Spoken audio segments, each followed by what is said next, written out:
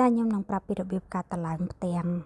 មានជើងអញ្ចឹងយើងវះឡើងពីចំហៀងអញ្ចឹងមកងាយស្រួលវះបន្ទាប់ពីយើងវះឡើងអញ្ចឹងហើយយើងបកវាបែបហ្នឹងណាពេលដែលយើងបកវាបែបហ្នឹងបងឃើញហ៎ផ្ទាំងហ្នឹងគឺមានទាំងជើងមានទាំងផ្ទាំងនៅខាងក្នុងហ្នឹងហ្មងអញ្ចឹងយើងដកវាចេញមកដើម្បី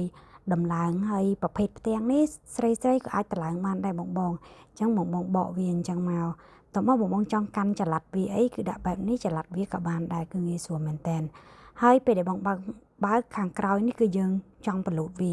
បើកវាអញ្ចឹងមកដើម្បីបលូតហើយខាងក្រោមហ្នឹងដើម្បីហូតចុះហូតឡើងក្រោយអញ្ចឹងកុំភ្លេចដាក់កលឹះហើយនេះគឺជាការតឡើងយើងបើកជើងអញ្ចឹងមកបន្ទាប់មកយើងកាន់វាឲ្យជាប់ហើយយើងហូតពីលើនោះឲ្យមកក្រោមបន្តិចមកដើម្បីងាយស្រួលថ្ពោះណាអញ្ចឹងកុំលើកវាខ្ពស់ខ្លាំងពេកដើម្បីងាយស្រួលថ្ពោះហើយអាហ្នឹងយើងអាចតឡើងបានដូចដែលខ្ញុំប្រាប់អញ្ចឹងទេស្អីក៏អាចតឡើងបានដែរគឺងាយស្រួលតឡើងទេផ្ទាំងនេះងាយស្រួលចល័តមែនតើប្រភេទផ្ទាំងនេះបងហើយសាច់កណាត់ក៏ស្អាតដែរប្រភេទ brand នេះ